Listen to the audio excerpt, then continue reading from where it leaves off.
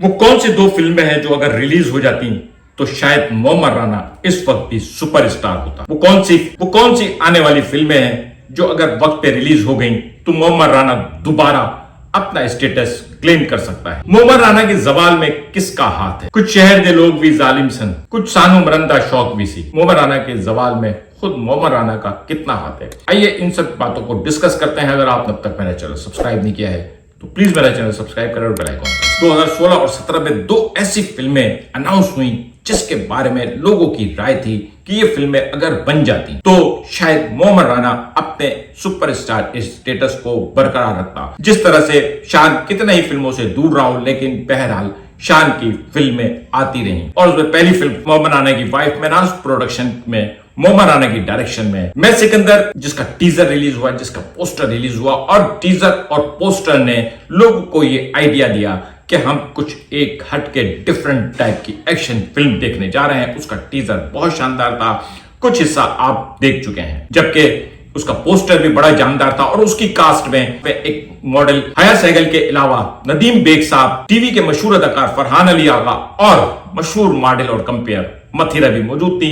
Familiar cast थी। इस cast को सुन के लग सकता है ये जो कॉम्बिनेशन है ये कुछ डिफरेंट डिलीवर करने वाला था, लेकिन मालूम नहीं क्यों ये फिल्म कभी भी रिलीज ना हो सकी और गायब हो गई। इसी तरह से सन 2016 और 17 में सैयद नूर साहब ने एक फिल्म अनाउंस की, भाई वांटेड। भाई वांटेड में पहले शान का नाम लिया गया, लेकिन बाद में जब बकायदा उसकी कास्ट को अनाउंस किया गया तो भाई वांटेड में मोहम्मद राना, सायमा और नदीम बेग साहब। नूर साहब इस फिल्म को बहुत बड़े पैमाने पे बनाने वाले थे। ये इसका जो और नूर साहब इस फिल्म को बड़े पैमाने पे बनाने वाले थे क्योंकि इस फिल्म का टारगेट था वो बड़े क्रिमिनल जो वांटेड होते हैं। ऑफ कोर्स ये दोनों एक्शन जॉनर फिल्म थी।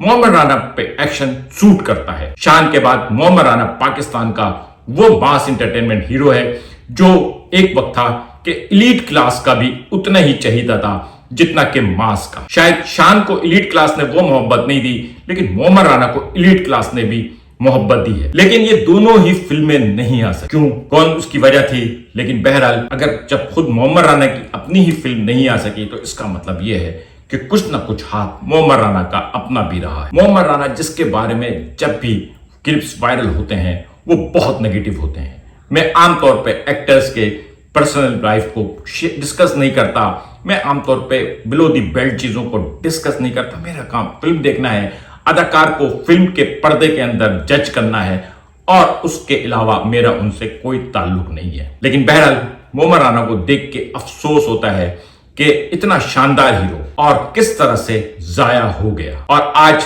वो उस पे वो वक्त आया है कि एक स्ट्रगलिंग एक्टर से भी ज्यादा वो सर्वाइवल मोड में लाइफ गुजार रहा है, स्टेज पे एक्टिंग करने आ रहा है। एक जमाने में पाकिस्तान का सबसे बड़े सुपरस्टार में से एक, जो अब टीवी पे भी नहीं बल्कि सिर्फ स्टेज ड्रामों के काबिल रह गया है। क्यों?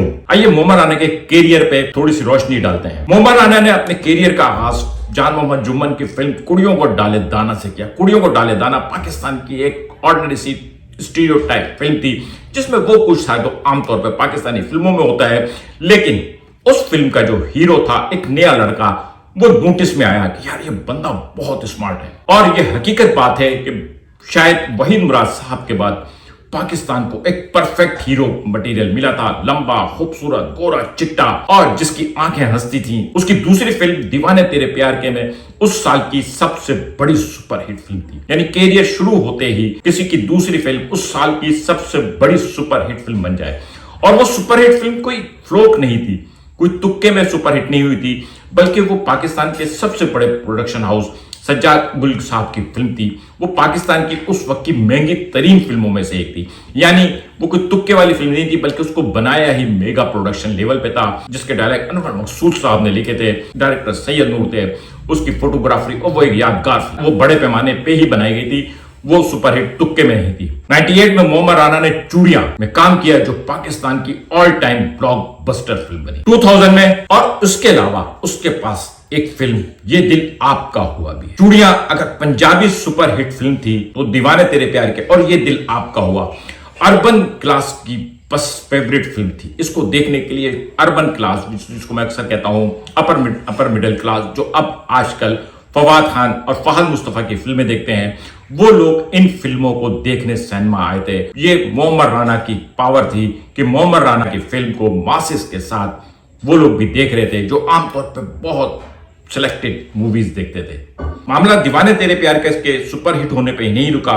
चूड़ियां ब्लॉकबस्टर हुई और दीवाने तेरे प्यार के चूड़ियां, मेहंदी वाले हाथ और ये दिल आपका हुआ 97, 1999, 2000 और 2002 बिल तरतीब मोहम्मद राना बेस्ट एक्टर का निगार अवार्ड ले गया। जिन सालों में मोहम्मद राना को अवार्ड नहीं मिला, आपको यकीन है शान को वो अवार्ड मिला होगा। इतना ब्रिलियंट ब्रेक बहुत किस्मत से मिलता है। शान की पहली फिल्म बुलंदी के बाद शान को डिजास्टर हुआ, फिर गया और वापस आया और एक कमबैक किया।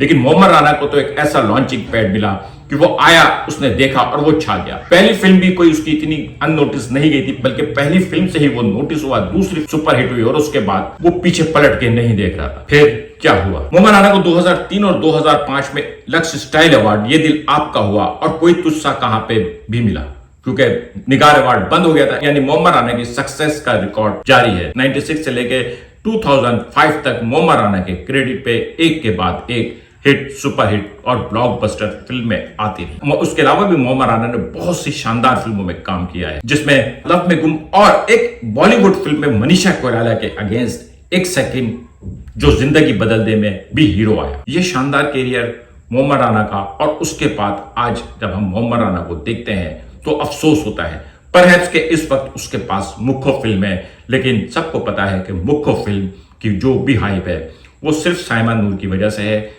उसकी हाइप की वजह मोहम्मद राना बहुत कम है। मोहम्मद राना के फैन एक्साइटेड हैं कि मोहम्मद राना की एक और फिल्म, क्योंकि मोहम्मद राना वापस आ रहा है। लेकिन मोहम्मद राना की 2 फिल्में और हैं जो मोहम्मद राना के लिए शायद उसके करियर को एक दफा फिर ब्रेक देने के काबिल है। एक छत्तीसगढ़ जो all and out action film है, और दूसरी लव एंड वॉर। ये दोनों फिल्मों के जो ग्लिम्सेस अवेलेबल हैं, जो कुछ भी एसेट्स के इस वक्त वेब पे अवेलेबल है, और ये दोनों फिल्में मास एंटरटेनमेंट वाली फिल्में हैं जो सीटी बजाने वाले लोगों के लिए बनाई जा रही है। इसके अलावा एक फिल्म और है जिसका भी नाम अनाउंस नहीं हुआ है। अगर एक तरफ ये कहा जा सकता है कि बै सिकंदर और भाई वांटेड अगर रिलीज हो जाती तो शायद मोहम्मद राना आज बहुत बेहतर पोजीशन में होता, तो ये भी कहा जा सकता है कि इस वक्त भी मोहम्मद राना के हाथ में उसका अपना कैरियर मौजूद है। उसके पास मुख्य, छत्तीसगढ़ और लव एंड वॉर जैसी फिल्में हैं जिनके जरिए वो अपने कैरियर को रिवाइव कर सकता है। अब अगर मोहम्मद राना साहब उन चीजों को छोड़ दें जिसके बारे में लोग उनके बारे में शिकायत करते हैं, तो शायद ये खुद मोहम्मद राना के लिए बहुत बेहतर होगा, क्योंकि मोहम्मद राना की जगह लेने के लिए बहुत सारे लोग अब दस्तयाब हैं। अब मोहम्मद राना का मुकाबला सिर्फ शान से नहीं है, बल्कि हुमायूं सईद, फहद मुस्तफा, फवाद खान वगैरह से भी है। आज का व्लॉग कैसा लगा कमेंट करके बताइएगा। मिलेंगे अगले किसी व्लॉग के साथ। शुक्रिया।